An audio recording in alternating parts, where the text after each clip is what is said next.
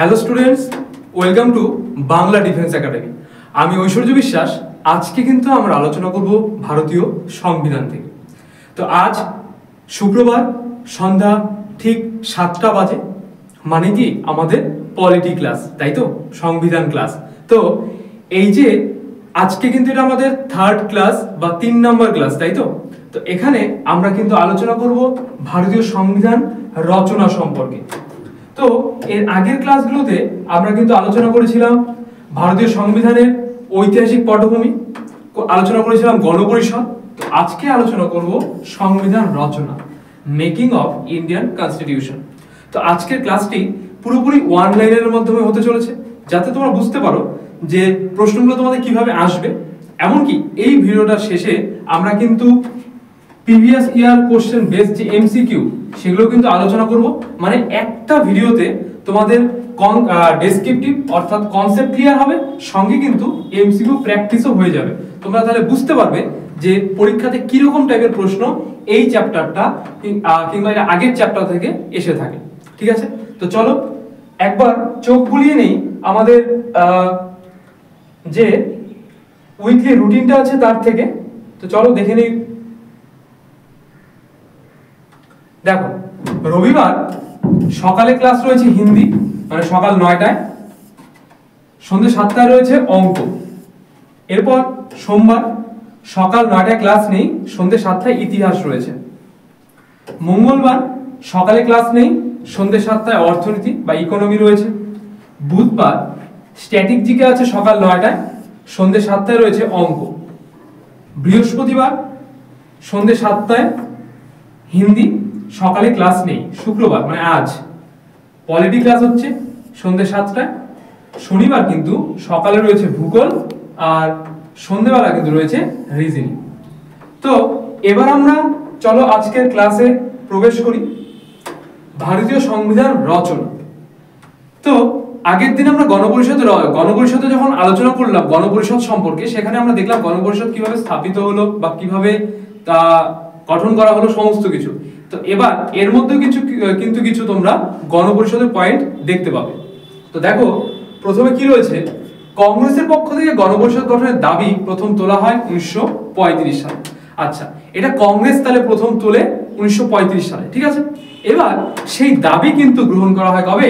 1940 মাসের আগস্ট মাসে। দাবি করা হলো 35-এ, গ্রহণ করা হলো 1940-এ। ভারতের সংবিধান রচনা করার জন্য গণপরিষদ গঠনের উদ্দেশ্যে ব্রিটেনের শ্রমিক সরকার কি করে? ক্যাবিনেট মিশনকে ভারতে প্রেরণ করে। কত সালে? 1946 সালে 24শে মার্চ ক্যাবিনেট মিশন কিন্তু ভারতে আসে। এবার ক্যাবিনেট মিশন ভারতে আসলো, ক্যাবিনেট মিশনের সদস্যরা কি আছে একবার দেখে নাও। ক্যাবিনেট মিশনের সদস্য কিন্তু আছে স্যার প্যাথিক লরেন্স, যে কিনা প্রধান ক্যাবিনেট মিশনে। স্যার স্টেফর্ড ক্রিপস রয়েছে এবং রয়েছে এভি আলেকজান্ডার রয়েছে এই ক্যাবিনেট মিশনের সদস্যরা। এবার দেখো, এছাড়াও নতুন সংবিধান রচনা না হওয়া পর্যন্ত দেশের যে রাজনৈতিক পার্টিগুলো রয়েছে, যে পার্টিগুলো ক্ষমতায় সেই সময়টা অনেক পাওয়ারফুল ছিল, সেই পার্টিগুলোর যে প্রতিনিধিরা তাদের নিয়ে একটা অন্তর্বর্তী সরকার গঠিত হলো। কারণ সেই সময়টা তো কোনো সংবিধান ছিল না, তাই না? তাহলে দেশটা কিভাবে চালিত হবে? এই যে অন্তর্বর্তী সরকার, এই অন্তর্বর্তী সরকারই কিন্তু সেই দেশটা চালিত করবে। এই জন্যই এই অন্তর্বর্তী সরকারকে গঠন করা হয়েছে, তাই তো। দেখো, এরপর ক্যাবিনেট মিশনের প্রস্তাব 16 মে 1946 অনুসারে গণপরিষদ আসন সংখ্যা নির্ধারিত হয়। যে হ্যাঁ, এই প্রস্তাবে বলা হয় যে না, ঠিক আছে, গণপরিষদে এতজন সদস্যই থাকবে, একটা নির্ধারিত করা হচ্ছে। তো সাম্প্রদায়িকতার ভিত্তিতে মোট আসন করা হয় 389 জন। সাম্প্রদায়িকতার ভিত্তিতে মানে সব সম্প্রদায়কে সুযোগ দিয়ে সংরক্ষণ করে, ঠিক আছে। সাম্প্রদায়িকতার ভিত্তিতেই কিন্তু করা হয় কত? 389 জন। দেখো, প্রসঙ্গত দেশভাগের পর গণপরিষদের সদস্য সংখ্যা হয় 299। দেশভাগ মানে হিন্দুস্তান থেকে পাকিস্তান আলাদা হয়ে যাওয়া। এই যে পাকিস্তান আলাদা রাষ্ট্র হয়ে যাওয়ার ফলে কিন্তু গণপরিষদের সদস্য সংখ্যা হয়ে যায় কত? 299 জন। ছিল কত? 389 জন। এবার এই যে বাকি সদস্যরা তারা কিন্তু চলে গেল কোথায়? পাকিস্তানে। দেখো, দেশভাগ ও পৃথক গণপরিষদ গঠনের কথা ঘোষণা করা হয় মাউন্ট ব্যাটেন প্ল্যান, ঠিক আছে, 3রা জুন 1947 দ্বারা। এখানে কিন্তু বিস্তারিতভাবে দেশভাগ আর পৃথক গণপরিষদ গঠনের কথা বলা হয়েছে। এরপর দেখো গণপরিষদ গঠনের জন্য নির্বাচন হয় 1946 সালে। অর্থাৎ গণপরিষদ যে কোনো ব্যক্তিকে গণপরিষদের সদস্য করা যাবে না, এর জন্য কিছু স্পেসিফিকেশন দরকার আছে। এই জন্য কিন্তু একটা নির্বাচন অনুষ্ঠিত হলো, একটা ভোট নেওয়া হলো যে হ্যাঁ এই যে প্রতিনিধিরা যারা নির্বাচিত হবে তারাই গণপরিষদ গঠনের সুযোগ পাবে বা গণপরিষদের সদস্য হওয়ার সুযোগ পাবে। দেখো জনসংখ্যার ভিত্তিতে আসন বন্টন হয়, জনসংখ্যার ভিত্তিতে তারা আসন বন্টন হয় 10 লক্ষ জনসংখ্যাতে একজন করে, অর্থাৎ প্রতি 10 লক্ষ জনসংখ্যাতে একজন করে সেই কি হবে সেই গণপরিষদের সদস্য হতে পারবে। তাহলে কি 1 কোটিতে কতজন হবে? 10 জন হবে। এইরকম হিসাবে কিন্তু টোটাল 389 জনই হয়েছিল। এরপরে দেখো ইন্ডিয়ান ন্যাশনাল কংগ্রেস 208টি আসনে জয়লাভ করে, অল ইন্ডিয়া মুসলিম লীগ 75টি আসনে জয়লাভ করে, এমনকি অন্যান্য ছোট আর নির্দল প্রার্থীরা কিন্তু দেখো 15টি আসনে কিন্তু জয়লাভ করেছিল সেই গণপরিষদে। এরপর একক হস্তান্তর যুক্ত সমানুপাতিক ভোটাধিকারের ভিত্তিতে এই নির্বাচন অনুষ্ঠিত হয়, অর্থাৎ একজন ব্যক্তির একটাই মাত্র ভোট।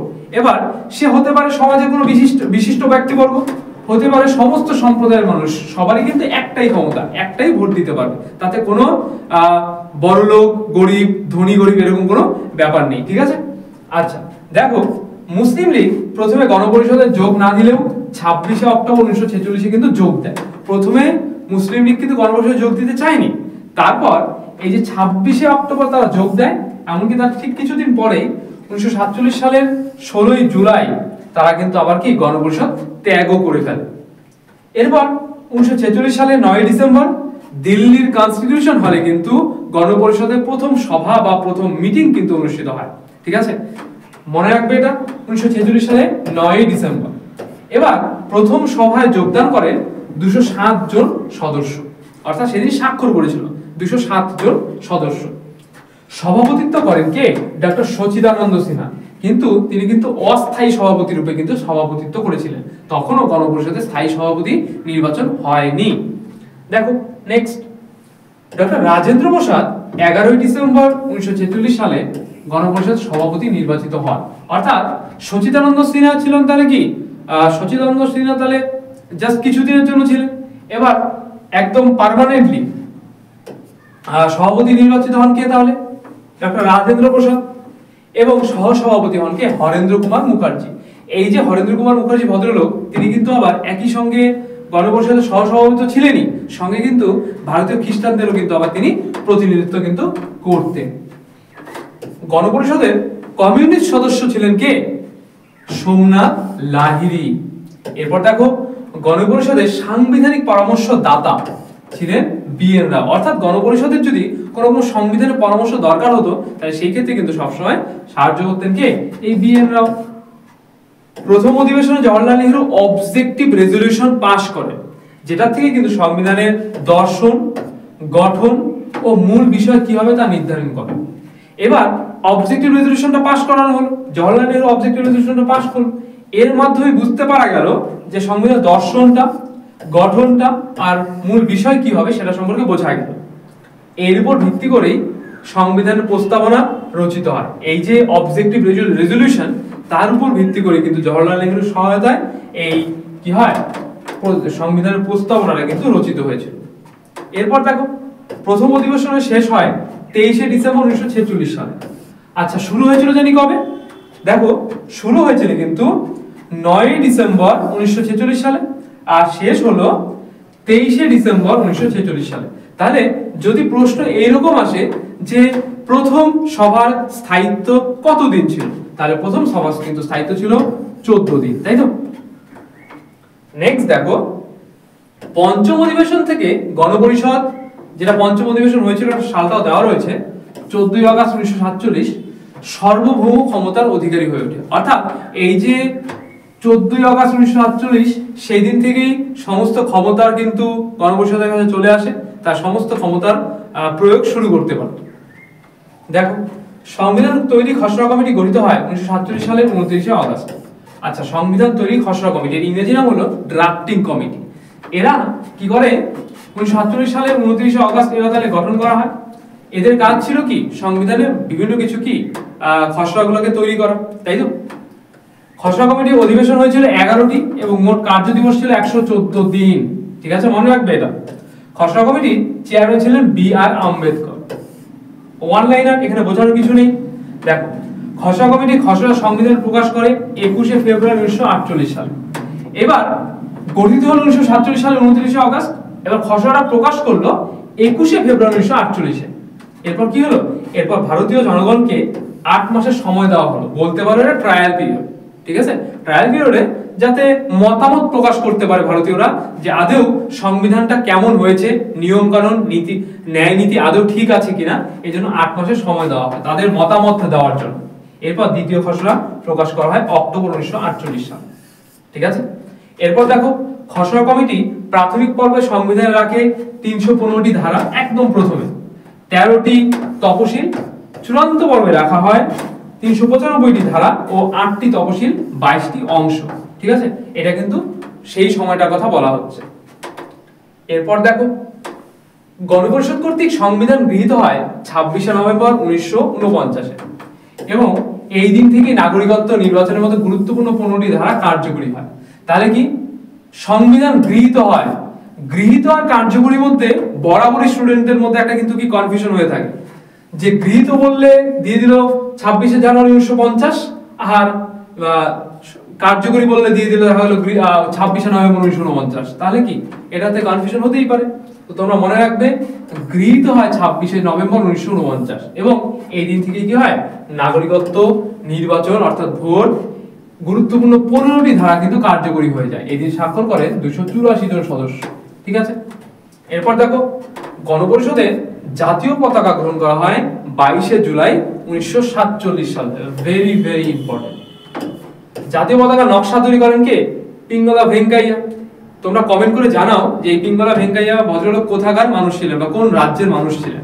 ঠিক আছে, এরপর দেখো, 26শে নভেম্বর 1949 সালে পূর্বে 1935 সালে ভারত শাসন আইন দ্বারা কিন্তু ভারতের শাসন ব্যবস্থা পরিচালিত হতো।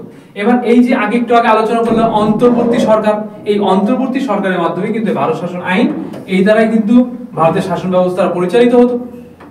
এরপর ভারতের আসল সংবিধান হাতে লিখেছেন প্রেম বিহারী নারায়ণ রায়জাদা। তিনি কিন্তু হাতে লিখেছিলেন পুরোটা।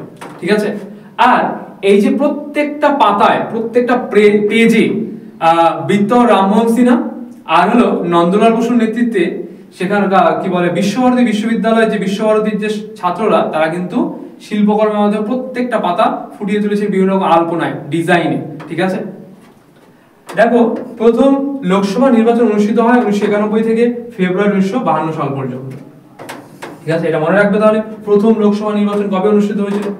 আর ভারতীয় সংবিধান রচনা করতে সময় লেগেছিল কত? 2 বছর 11 মাস আর কত 18 দিন, তাই তো? ভারতের সংবিধান গ্রহণের স্মরণে আমাদের দেশ প্রতি বছর 26শে নভেম্বর সংবিধান দিবস কিন্তু পালিত হয়। এই গেল তোমাদের ডেসক্রিপটিভ নোট। এটা ওয়ান লাইনের মাধ্যমে করানো, কারণ সময় খুব সংকীর্ণ, তাই তো? একটা ক্লাস যদি ডেসক্রিপটিভ ওয়ান লাইনার বা কনসেপ্টুয়াল করানো হয়, আবার পরেরটা এমসিকিউ করানো হয়, অনেকটা সময় চলে যায়। সপ্তাহে একটাই মাত্র ক্লাস, এই জন্য অনেকটা দেরি হয়ে যাবে। তো এবার আমরা দেখে নিব আজকে সংবিধান রচনা আর আগের দিনে গণপরিষদ থেকে কিছু কিছু প্রশ্ন। আর সংবিধান রচনা গণপরিষদ প্রায় সেমই। দেখো, আজকের অনেক পয়েন্টই তোমরা গণপরিষদের কথা দেখতে পেরেছো। দেখো, ভারতীয় সংবিধান কবে গৃহীত হয় জাস্ট কিছুক্ষণ আগে বললাম, তাই না? এ নাম্বার অপশন 1949 সালে 26শে নভেম্বর, বি নাম্বার 1949 সালে 26শে জানুয়ারি, সি নাম্বার 1950 সালে 26শে নভেম্বর আর ডি নাম্বার 1949 সালে 26শে জানুয়ারি।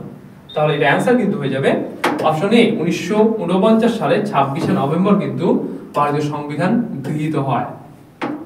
এরপর ভারতের সংবিধান কবে থেকে কার্যকরী হয়? গৃহীত হয় বুঝে গেলাম, এবার কার্যকরী হয় কবে? 1949 সালের 26শে নভেম্বর, এরপর 1949 সালে 26শে জানুয়ারি, 1950 সালে 26শে জানুয়ারি নাকি 1949 সালে 26শে জানুয়ারি? তাহলে এটা অ্যানসার কিন্তু হয়ে যাবে অপশন সি 1950 সালে 26শে জানুয়ারি। এই দিন থেকে কি হয় ভারতীয় সংবিধানটা কার্যকরী হয়।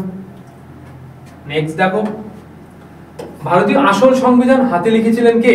ডক্টর রাজেন্দ্র প্রসাদ, বি আর আম্বেদকর, সোমনাথ লাহিড়ী নাকি অপশন ডি প্রেম বিহারী নারায়ণ রায়চাঁদ?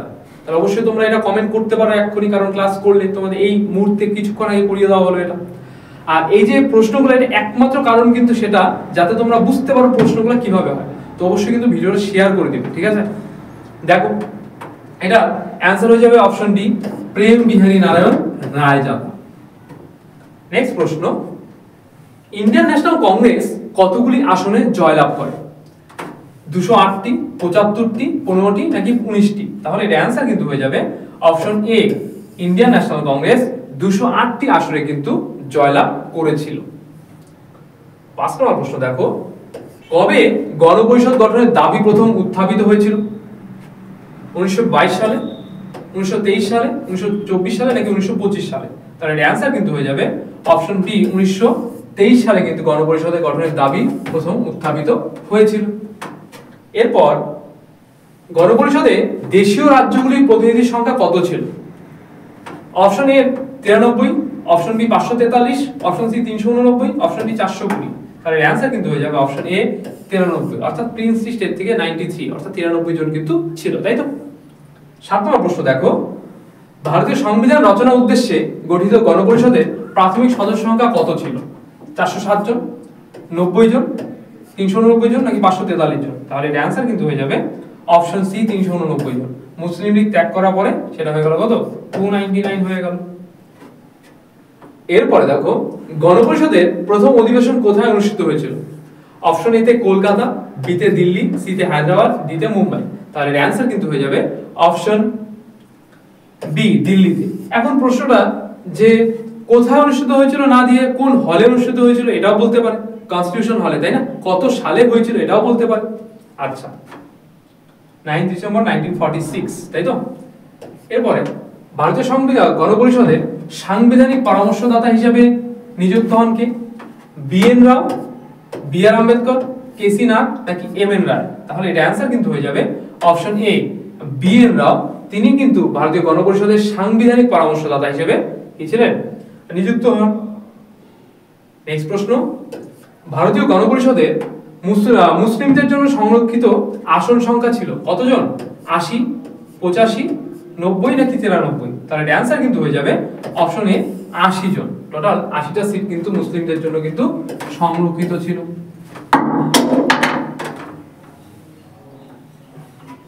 দেখ, ভারতীয় সংবিধান রচনার কাজটি সম্পূর্ণ করতে কতদিন সময় লেগেছিল? 1 বছর 10 মাস 17 দিন, 2 বছর 11 মাস 19 দিন, 2 বছর 11 মাস 18 দিন নাকি 3 বছর 11 মাস 17 দিন? তাহলে এটা অ্যান্সার কিন্তু হয়ে যাবে অপশন সি 2 বছর 11 মাস 18 দিন কিন্তু সময় লেগেছিল। ঠিক আছে, আমি এটা কিছুক্ষণে লিখে দিলাম।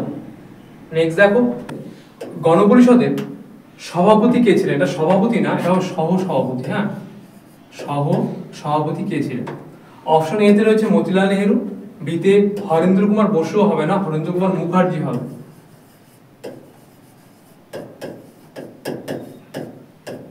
মুখার্জি, ঠিক আছে। তাহলে সি তে রয়েছে বি আর আম্বেদকর আর ডি তে রয়েছে বি এন রাও। তাহলে এটা অ্যান্সার কিন্তু হয়ে যাবে অপশন বি হরেন্দ্র কুমার মুখার্জি। ঠিক আছে, নেক্সট দেখো, গণপরিষদে কবে ভারতের জাতীয় পতাকা গৃহীত হয় বা গৃহীত করে? 1930 সালে, 1945 সালে, 1947 সালে নাকি 1950 সালে? তাহলে এটার অ্যান্সার কিন্তু হয়ে যাবে অপশন সি 1947 সালে। 14 নম্বর প্রশ্ন, কে গণপরিষদের প্রবীণতম সদস্য ছিলেন? সচিদানন্দ সিনহা, হরেন্দ্র কুমার বসু, বি আর আম্বেদকর নাকি সনাতন রেড্ডি? তাহলে এর অ্যান্সার কিন্তু হয়ে যাবে সচিদানন্দ সিনহা। তিনি কিন্তু গণপরিষদের প্রবীণতম সদস্য ছিলেন। 15 নম্বর প্রশ্ন, 1947 সালে কোন মাসে ভারতীয় সংবিধানের প্রথম খসড়াটি রচিত হয়?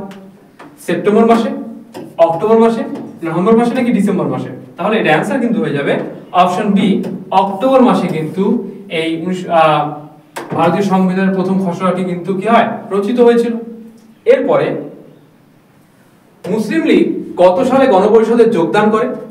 16 জুলাই 1947 সালে, বি নম্বরে 26 অক্টোবর 1946 সালে, সি নম্বরে 13 আগস্ট 1949 সালে নাকি ডি নাম্বার 16 আগস্ট 1947 সালে? তাহলে অ্যান্সার কিন্তু হয়ে যাবে অপশন বি 26 অক্টোবর 1946 সালে। এরপর ভারতের সংবিধান কয়টি খণ্ডে বিভক্ত? 20টি, 22টি, 24টি নাকি 26টি? তাহলে অ্যান্সার কিন্তু হয়ে যাবে অপশন বি 22টি। ক্যাবিনেট মিশনের প্রধান কে ছিলেন? Sir Pethick Lawrence, Stafford Cripps, AV Alexander নাকি জওহরলাল নেহেরু? তাহলে এর অ্যান্সার কিন্তু হয়ে যাবে option A sir Pethick Lawrence, তাই তো? নেক্সট প্রশ্ন, খসড়া কমিটি খসড়া সংবিধান প্রকাশ করে কত সালে? আচ্ছা, 23 জুলাই 1947, 10 সেপ্টেম্বর 1950, 17 জানুয়ারি 1949 নাকি 21 ফেব্রুয়ারি 1948?